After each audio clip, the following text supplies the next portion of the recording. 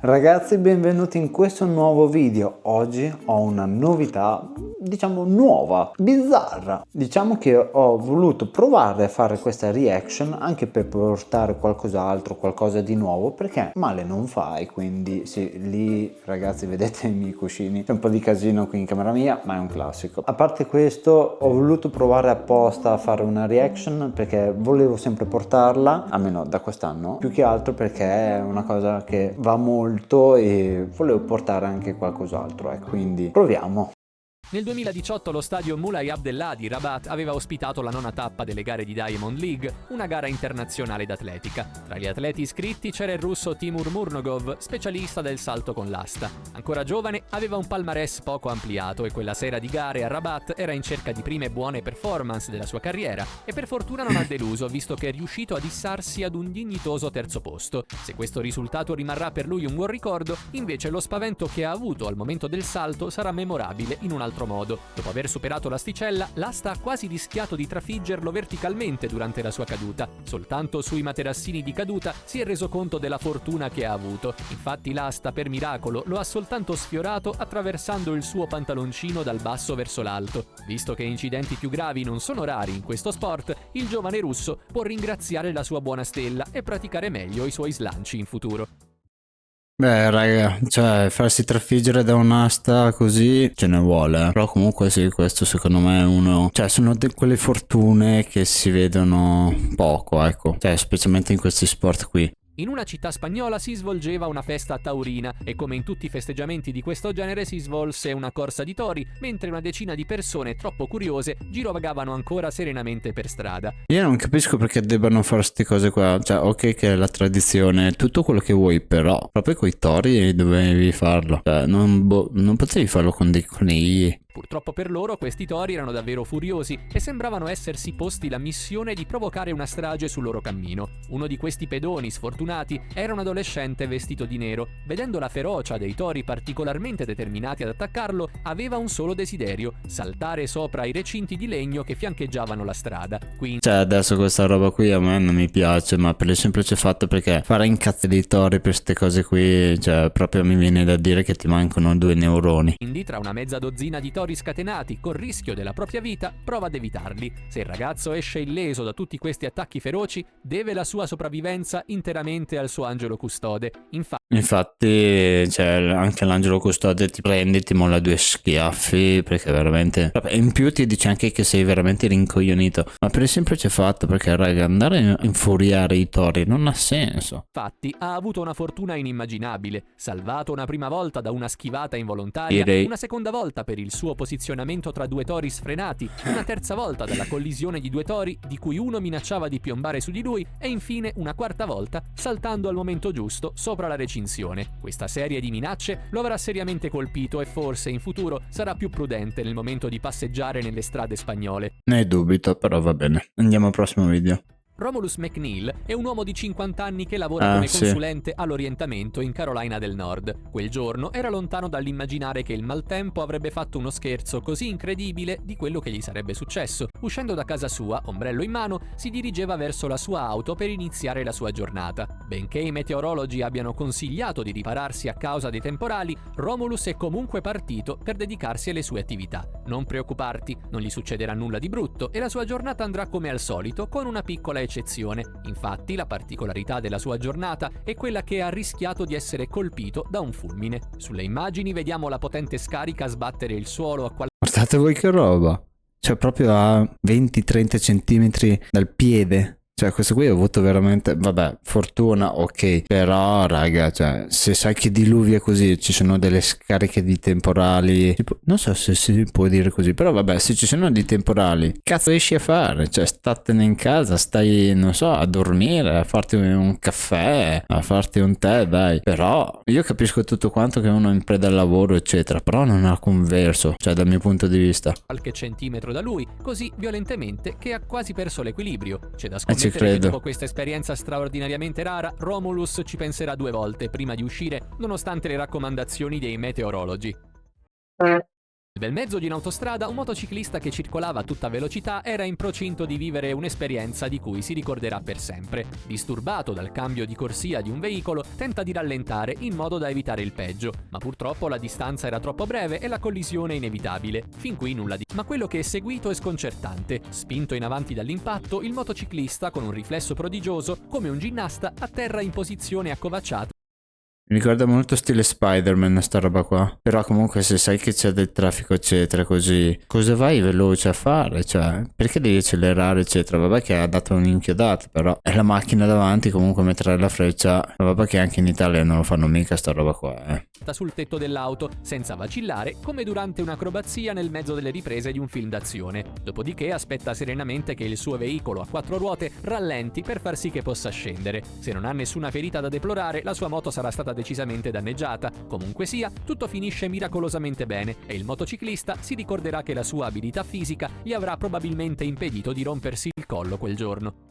Sicuramente ha avuto anche degli ottimi riflessi, a parte la botta di cui ha avuto. Cioè al massimo sarebbe entrato dentro in macchina, però se aveva il casco ci... Al largo dell'isola di Guadalupe, un istruttore di sub cinese ha avuto l'idea poco rassicurante di vedere gli squali da più vicino sotto l'acqua in una gabbia di osservazione. Ben equipaggiato e armato dalla sua lunga esperienza, scende nella gabbia mentre il temibile predatore si agita vicino alle sbarre. Se questa breve avventura è finita con un lieto fine, tuttavia il sub e la sua squadra hanno vissuto secondi di terrore e di preoccupazione molto palpabili sulle immagini. Infatti lo squalo, potentissimo, era riuscito a spezzare le sbarre della gabbia, di cui vediamo solo la cima. Per alcuni istanti senza fine, durante i quali non vediamo cosa succede sotto l'acqua, i membri dell'equipaggio si attivavano per venire in soccorso del sub, intrappolato e di cui le possibilità di sopravvivenza sembravano assottigliarsi ogni secondo. Quando lo squalo emerge furtivamente dall'acqua e vediamo una scia di sangue intorno a lui, le possibilità sembravano ancora inferiori. Ma il sub esperto, rimanendo perfettamente immobile sotto l'acqua, se l'è cavata senza il minimo graffio. Ecco perché odio gli squali, cioè giuro non sai mai quello che può capitare, specialmente cazzo un squalo così. Vabbè che non è un megalodonte o un'orca assassina, però cazzo gli squali sono stronzi. A differenza dello squalo che si è ferito spezzando le sbarre. Allora ci fu un sospiro di sollievo generale sulla barca.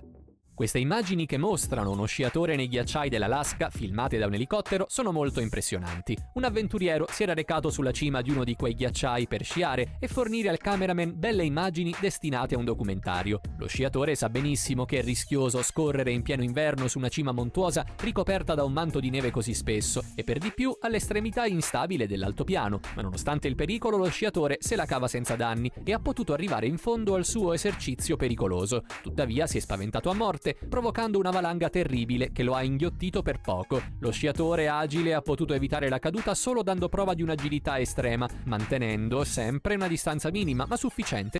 Guardate voi qua, da sta zona qua. Cioè, a parte che se sai che qui c'è il vuoto, che cazzo vai dritto, ma spostati piuttosto, cioè.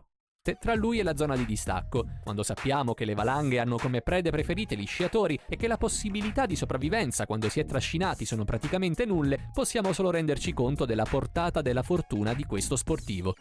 Io non lo farei a prescindere, a parte che a me sciare non mi piace, vabbè che non ho mai provato, però non lo farei a prescindere perché non sai mai quello che può capitare, bene appunto ad esempio la valanga oppure qualche stronzo ti taglia la strada o chissà che cos'altro, perché è pericoloso. Io sono molto più uno da chill, sì, se deve andare in viaggio ok, ma sicuramente sciare, snowboarding eccetera, col cazzo, ma chi me lo fa fare? È risaputo che in India, come in tutte le zone Che poi l'India è ciossissima, di fortissima densità umana, le reti stradali lasciano a desiderare ed è una situazione tanto più preoccupante che i trasporti sono spesso sovraffollati ed eseguono i loro lunghi tragitti su strade impraticabili e pericolose. Specialmente gli autobus sono in prima linea, infatti la gente del posto realizza un viaggio tanto pericoloso quanto spettacolare per andare da un borgo all'altro, trasportati in autobus vecchi e sovraffollati in mezzo a regioni montuose.